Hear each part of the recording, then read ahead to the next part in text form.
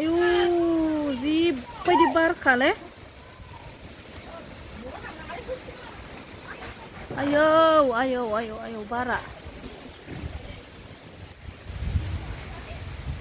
hi friends खुलुमबाय नोंथांमोनखौ आंनि बे फ्रेंकलिन ब्लग चेनेलाव आरोबाव फिन खेबसे बरायफिनबावनाय थाबाय नै दायो ओमफ्राय जि बार फैखादों बेलासे जाबाय नै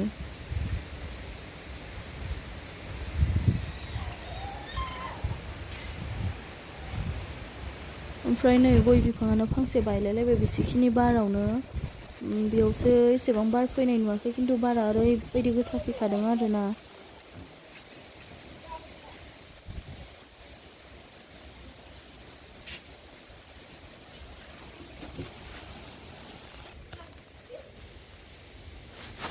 मालांदो नायनो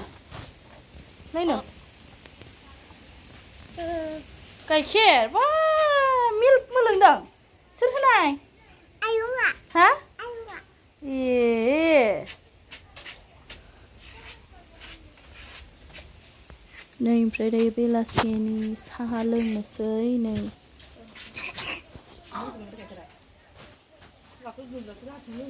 दे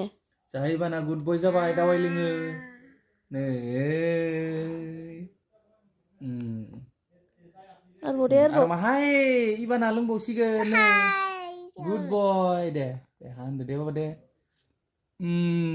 नै आबो फावदुर नै इबाना दावाय लोङो आबो फावदुर होनना बुङो नोंबो लों दे होनहर आबो फावदुरखौ गुड आबो फावदुर दे होनदो दे बुंदो दे आबो फावदुर नोंबो लों दे आंबो लोंबाय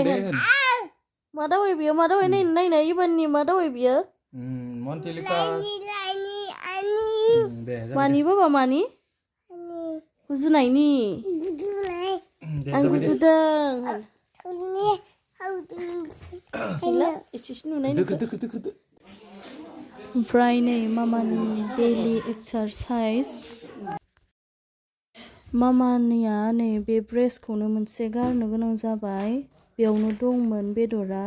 जेराव माने केन्सार बेराम जादोंमोन बियो बेनिफ्राय बेखौ मोनसेखौ गारस्रानो गोनां जाबाय आरोना नै ओरैबायदि दुखु खस्थ' सहायनो गोनां जाबाय मामाया जेब्ला केम' होयो होनायनिफ्राय साननै सानथाम बेबायदि ओंखाम जानो हाया बिसिनायावनो गोग्लैसोनानै थानो गोनां जायोनो जोंबो नुफेरासै जोंबो थांनानै नायहैनो मोनासै नालाय गोजानखाय ini मानो बिदि जादों आंहालाय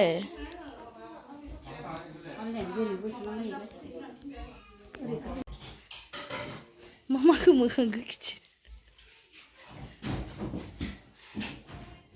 फार्स्ट एक्सारसाइज बियो सेकेन्ड एक्सारसाइजआलाय मा जागोन बेटारि डाउन जाबाय आंनि चेनेलाव जायफोरा गोदान साबस्क्राइब खालामनो बावगारनाङा लोगोफोर जोंनि थाखायबो नैबे फेट्सआ बार्न जायो बे फाथाखुंनिया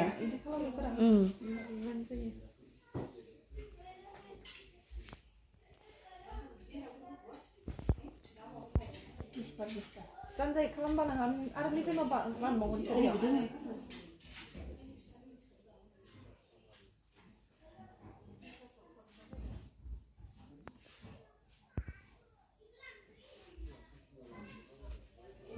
ओमफ्राय लास्टआलाय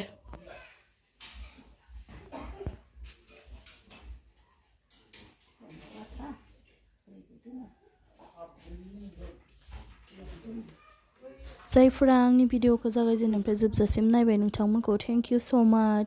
आरो नेक्स्ट भिडिअ थाबैनो लोगो मोनफिनगोन